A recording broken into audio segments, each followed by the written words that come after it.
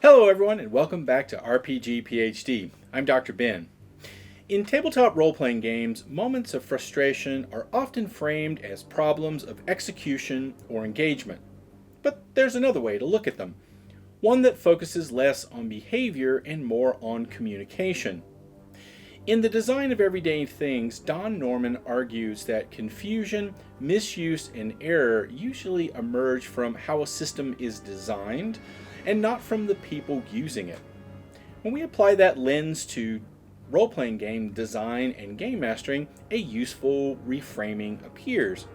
Many breakdowns at the table aren't failures of imagination or intelligence, but failures in how the game or the game master communicates what's possible, what matters, and how actions translate into consequences.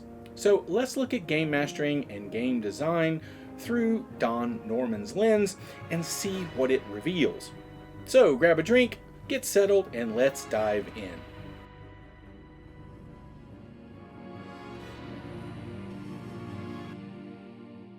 At the heart of Don Norman's work is a simple but powerful claim. Well-made things teach you how to use them through their structure. Good design communicates through signifiers, affordances, constraints, and mapping, allowing people to understand what is possible, what is expected, and what will happen when they act. In this framework, moments of confusion show where the design fails to communicate clearly to the user. This matters because tabletop role-playing games are full of moments where players are implicitly trying to answer the same set of questions. What actions are possible here? Which of those actions is likely to work?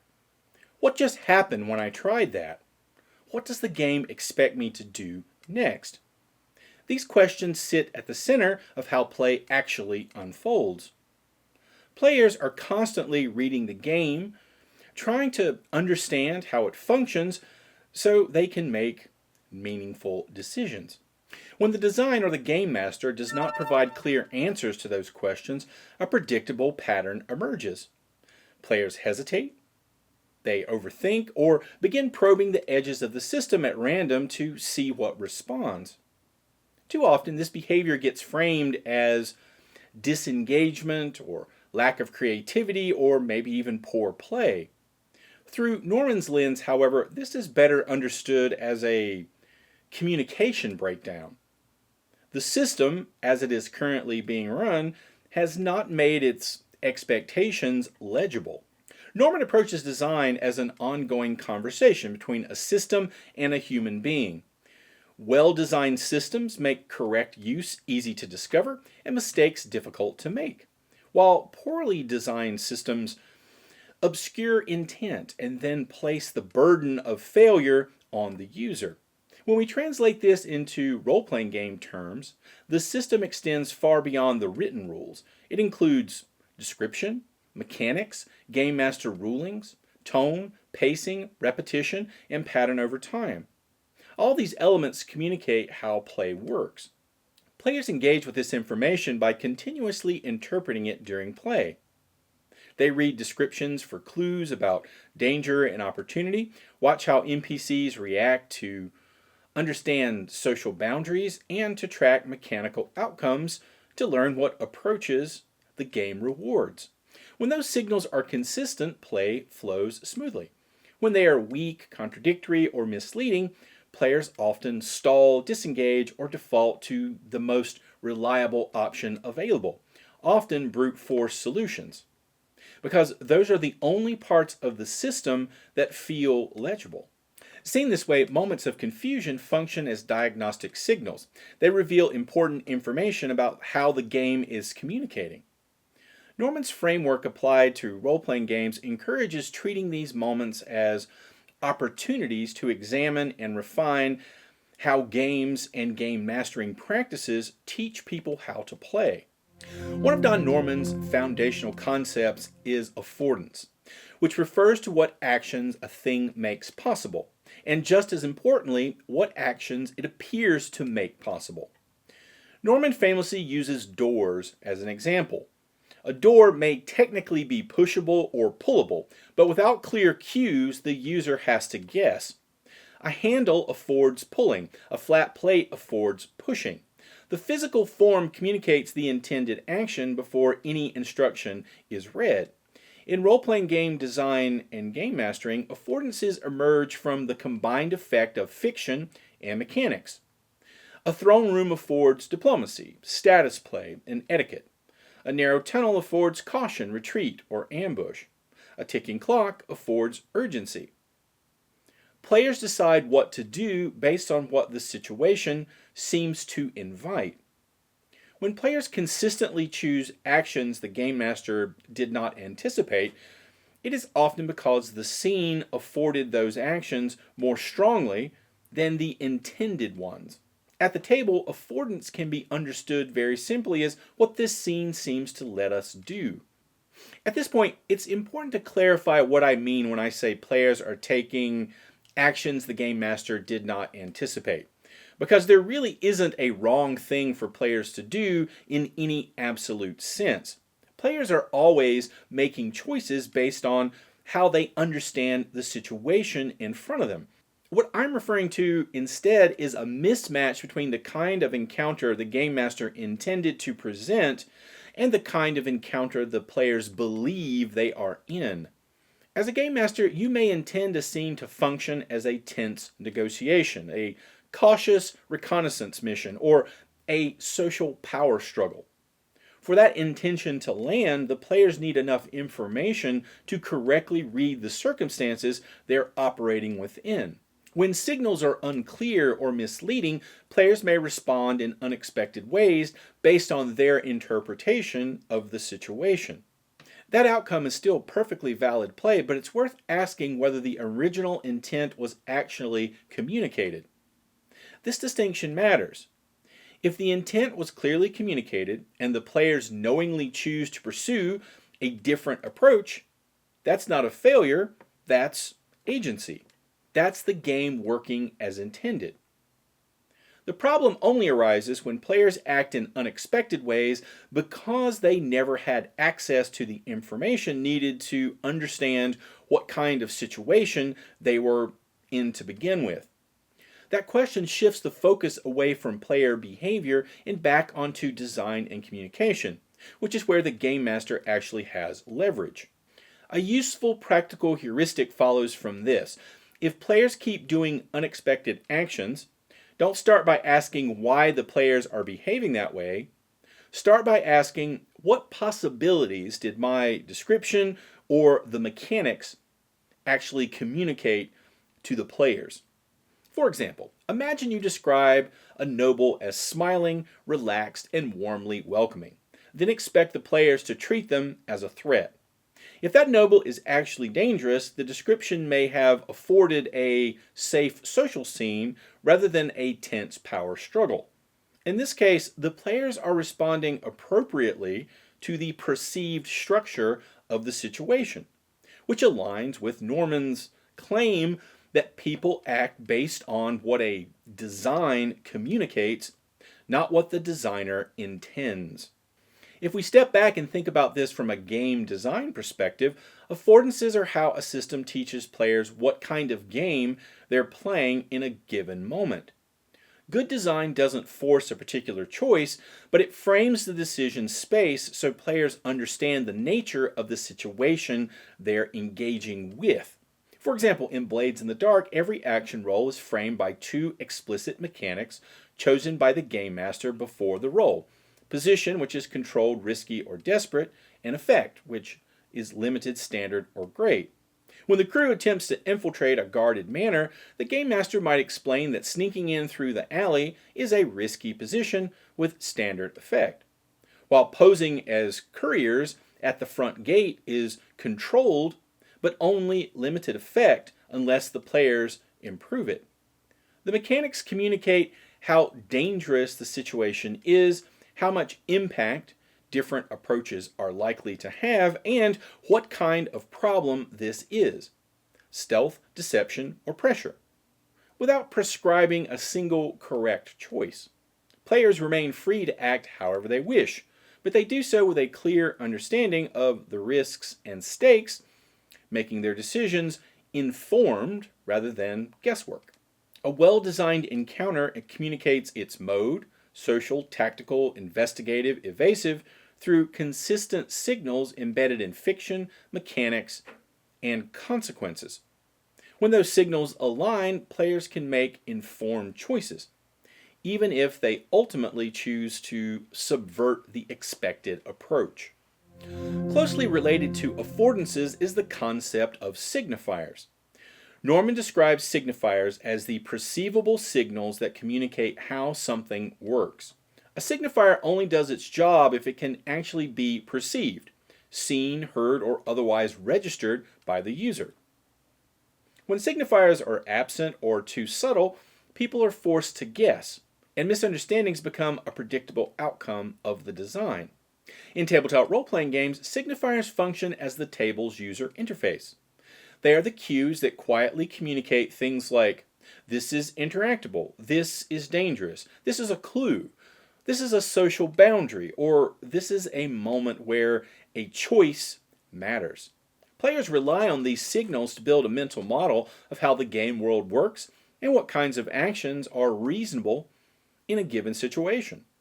Signifiers in tabletop play come from several overlapping sources.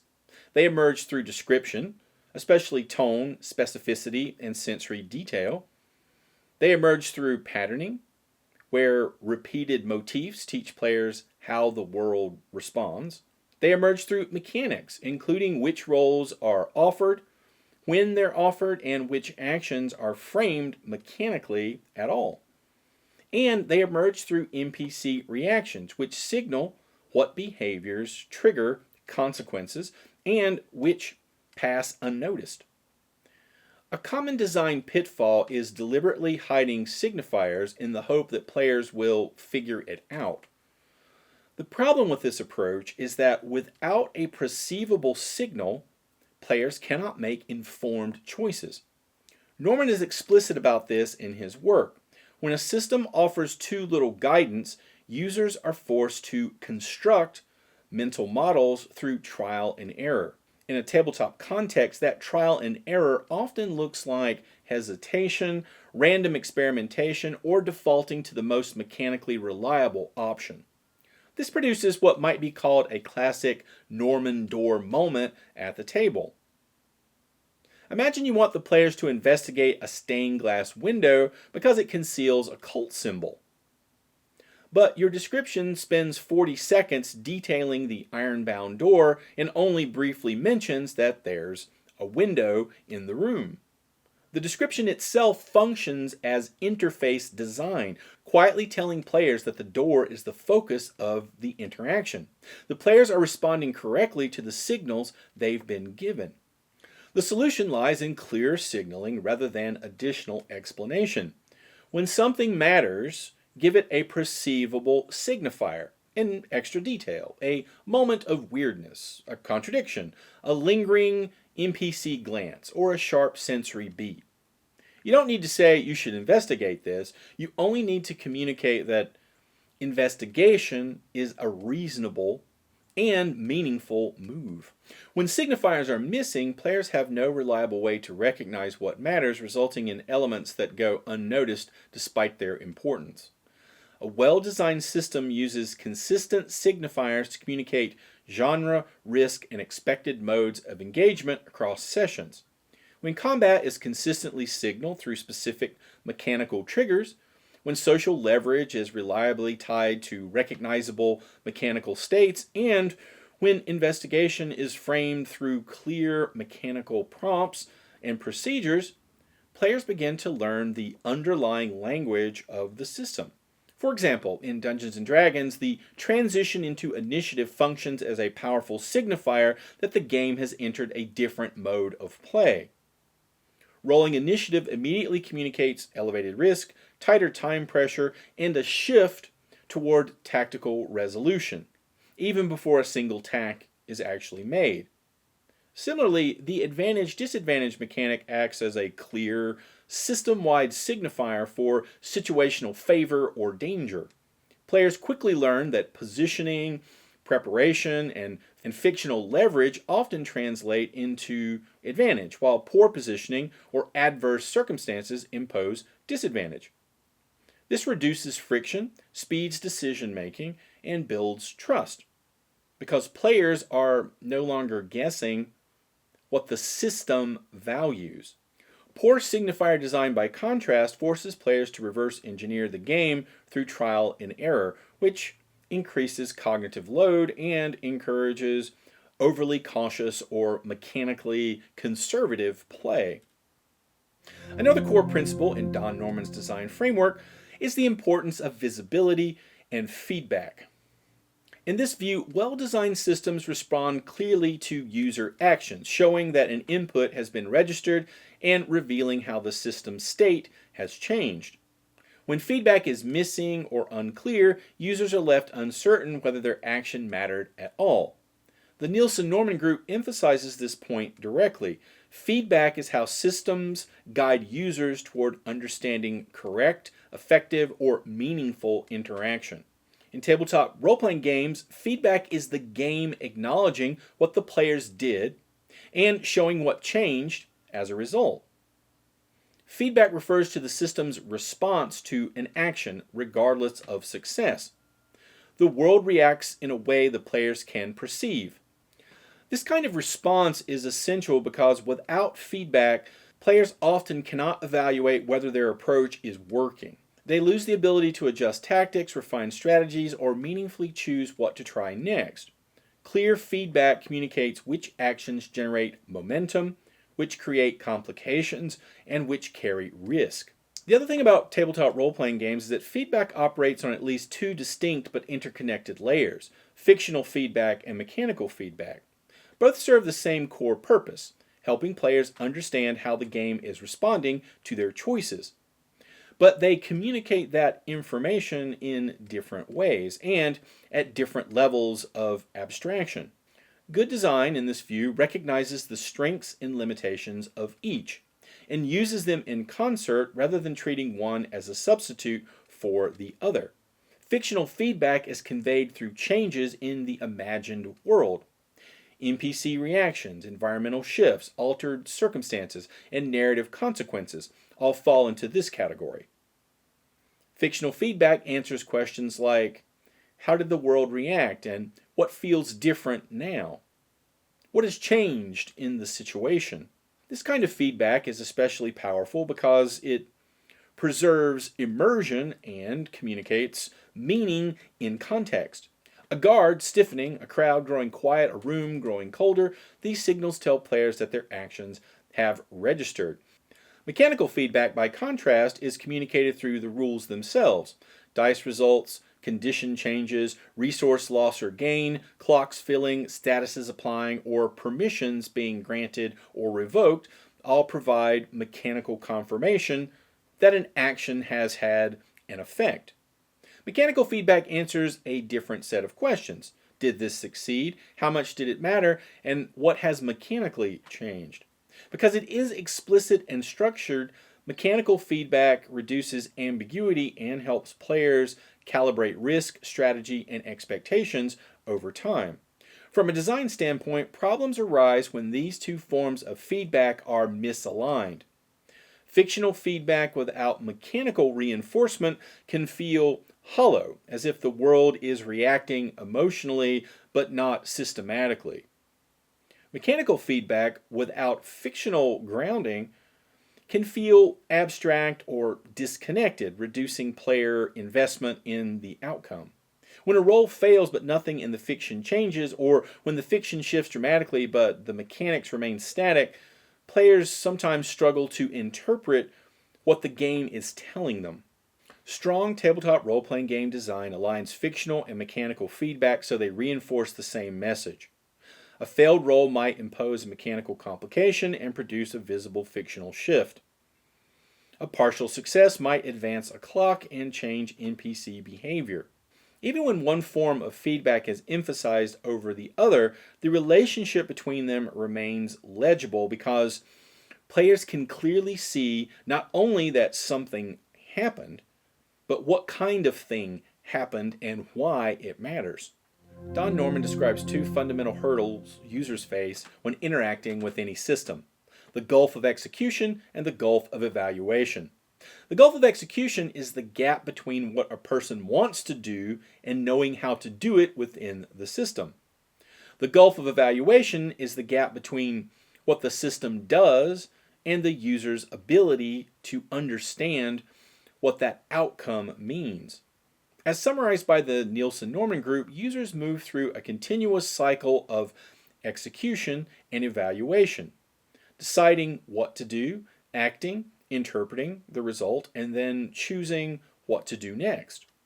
This cycle maps almost perfectly onto tabletop role-playing games. Intent leads to action, which leads to outcome, which leads to interpretation, which leads to your next intent.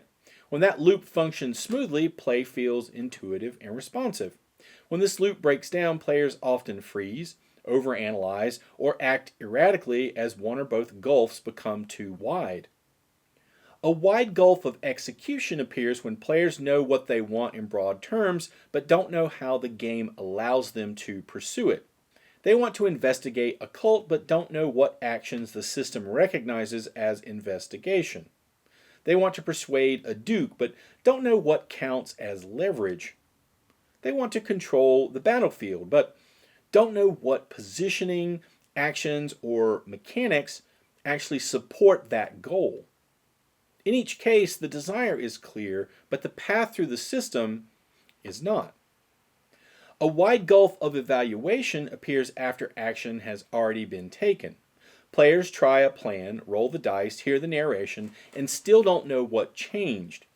They find a clue, but can't tell if it's meaningful. They make a choice, but the consequence is delayed or unsignaled, so it feels like nothing happened at all. It's important to note that the goal here is not to eliminate uncertainty. Uncertainty is a vital part of tension, discovery, and drama in tabletop play. The design goal is to reduce unproductive uncertainty, the kind that sounds like, I don't know what the game wants from me, or I don't know what my choice actually did. When uncertainty stems from mystery, risk, or incomplete information within the fiction, it's usually engaging. When it stems from unclear design communication, it can be paralyzing. From a design perspective, the implications are significant. Games that actively manage the gulfs of execution and evaluation feel smoother, faster, and more generous, even when they are challenging. Clear affordances and signifiers narrow the gulf of execution by making available actions legible. Strong interpretable feedback narrows the gulf of evaluation by showing how the system has responded. Attending to both gulfs helps designers and game masters present complex play in a form players can meaningfully engage with. This allows players to spend less effort deciphering the system and more effort engaging with the fiction, taking risks, and making meaningful choices. Another key concept in Don Norman's design framework is mapping, which he defines as the relationship between controls and their effects. How naturally a user can connect an action to its result. Good mapping allows people to understand a system intuitively without needing constant explanation. Poor mapping forces users to guess how their inputs translate into outcomes. In role-playing games, mapping in this context describes the alignment between player intention, fictional action, mechanical resolution, and narrative outcome. When mapping is clear, players can see how what they attempted shaped what happened. When mapping is poor, outcomes feel disconnected, arbitrary, or unfair, even if the underlying mechanics are functioning exactly as written. Bad mapping often sounds like this at the table. A player carefully reconstructs a crime scene, asks pointed questions, and follows a clear line of reasoning, then fails a single roll and is told they learn nothing at all. A player takes time to secure high ground and set up a defensive position, but in combat gains no benefit from that preparation. A player uses the correct tool for the situation, but the system does not meaningfully acknowledge that choice. In each case, the player's fictional input and the mechanical output fail to line up in a way that feels interpretable. Good mapping, by contrast, preserves several important qualities. It communicates that smart approaches matter, that the method chosen shapes the outcome, and that results, whether positive or negative, can be understood and acted upon. Clear mapping does not eliminate uncertainty or risk, it ensures that uncertainty feels coherent rather than random. In this view, many moments players describe as not fair are less about balance and more about opacity. Players cannot see how their inputs translated into the outcome, so the result feels disconnected from their agency. The system has responded but has not explained itself. A practical technique follows from this lens. When calling for a roll, the game master can clarify the mapping in advance by establishing what success provides, what failure costs, and what partial progress might look like. This isn't necessarily about spoiling outcomes, it's about showing players where the knobs and levers of the system are so that they can make informed choices about risk and approach. So, for example, the party wants to sneak into a noble's manor to search for incriminating documents. Before calling for the roll, the game master frames the mapping explicitly. If this goes well, you get into the study without raising suspicion and have time to search thoroughly. If it goes badly, you still get inside, but you leave traces. Guards become alert and patrols tighten. Partial success means you get what you came for, but you'll have to choose between speed and stealth, and something in the house will notice you. The players now understand what success provides, what failure costs, and what partial progress looks like before committing to an approach. The roll still matters, uncertainty remains, and outcomes can still surprise everyone at the table. But the players are no longer guessing how their risk translates into consequence. They can choose how bold or cautious to be with a clear sense of the system's levers, rather than discovering those relationships only after the fact. Mapping is a central contributor to trust. Systems with clear, consistent mapping feel fair, even when they are harsh, because players understand why outcomes occurred. Systems with opaque or inconsistent mapping can feel capricious, even when they are mechanically generous. Strong design aligns intention, method, and outcome in a way that teaches players how the game thinks. When that alignment is present, players are more willing to take creative risks, attempt non-optimal solutions, and engage deeply with the fiction because they trust that the system will respond in a way they can understand. Don Norman also identifies constraints as one of the most powerful tools in good design. He distinguishes between physical, cultural, semantic, and logical constraints and emphasizes that they help users understand what actions are possible, appropriate, or meaningful within a system. Rather than limiting freedom, constraints guide behavior by preventing error, focusing attention, and making systems easier to understand. In a tabletop context, constraints are often misunderstood as prohibitions, lists of things players can't do. In practice, constraints function very differently. They communicate what is meaningfully possible. By shaping the action space, constraints help players understand the kind of game they are in and the kinds of choices that matter. Well-applied constraints do three important things. They prevent nonsensical actions from consuming table time. They focus creativity by narrowing the decision space. And they teach genre by signaling what behavior fits the world. By making the process legible, logical constraints focus player decision-making on concrete, actionable options. Importantly, constraints are also a kindness to players, especially new ones. By narrowing the field of plausible actions, constraints reduce cognitive overload and shrink the gulf of execution. Players don't have to guess wildly at what the game might allow. The situation itself teaches them how to engage.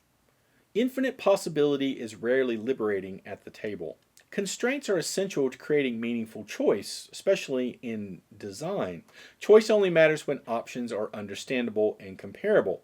Systems without constraints tend to produce either paralysis or chaos, as players struggle to evaluate an unbounded action space. Well-designed constraints, by contrast, make freedom usable.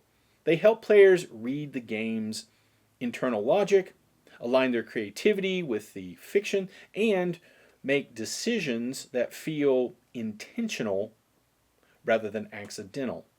One other major through line in Don Norman's work is the idea that good systems are designed with human error in mind. People misunderstand instructions, misread signals, forget information, and make assumptions. As a result, well-designed systems don't just tolerate error, they anticipate it and reduce the cost of making reasonable mistakes. Applying this principle to tabletop role-playing games, designing for error means building play structures where mistakes don't stall the experience. This idea overlaps with what is often called fail forward, but Norman's framing is more precise. It focuses less on narrative technique and more on systemic responsibility. Norman's formulation can be summarized simply. If reasonable people repeatedly make the same mistake, the system is teaching that mistake. In tabletop terms, this reframes several common table problems. If players consistently miss your clues, the issue is likely not attentiveness, but signification. If players never attempt negotiation, the situation probably does not afford it. If players default to violence, the reward structure and feedback loops of the game may be mapping violence leads to progress. In each case, player behavior is a response to what the system communicates, not a failure to play correctly. Designing for error is about resilience. Robust role-playing game systems continue to generate play even when things go wrong. They absorb misunderstandings, bad luck, and imperfect decisions and convert them into forward motion. From a game mastering perspective, designing for error reframes the game master's role during moments of failure or misunderstandings. Instead of treating mistakes as interruptions that need correction, the game master treats them as inputs the game can respond to. This shifts the game master attention away from adjudicating successes or failures in isolation and toward managing momentum, consequence, and clarity. When a role fails or a plan goes awry, the game master's task becomes one of translation, showing how the world reacts, what new pressures emerge, and what options remain available. Over time, this approach can build trust. Players learn that taking risks won't collapse the session, that imperfect decisions still move play forward, and that the game will meet them where they are rather than punish them for missteps. In this sense, good game mastering doesn't prevent error, it absorbs it, shapes it, and uses it to keep play alive. Taken together, all of this points toward a single unifying idea. Many moments that feel like confusion, hesitation, or poor decision-making at the table emerge from breakdowns in communication rather than failures of play. Affordances, signifiers, feedback, mapping, constraints, and even error collectively shape how players interpret what is possible, what carries weight, and how their choices translate into consequences. These elements form the language through which a game explains itself. When that language is clear and consistent, whether through system design or game mastering practice, players can read the situation, understand the stakes, and make informed choices without external correction. If you have questions, thoughts, or examples from your own tables, I would love to hear them, so drop them in the comments section below. If you found this video useful, give the video a like, consider subscribing, and share it with someone who might find it helpful. And as always, thanks for watching. See you next time.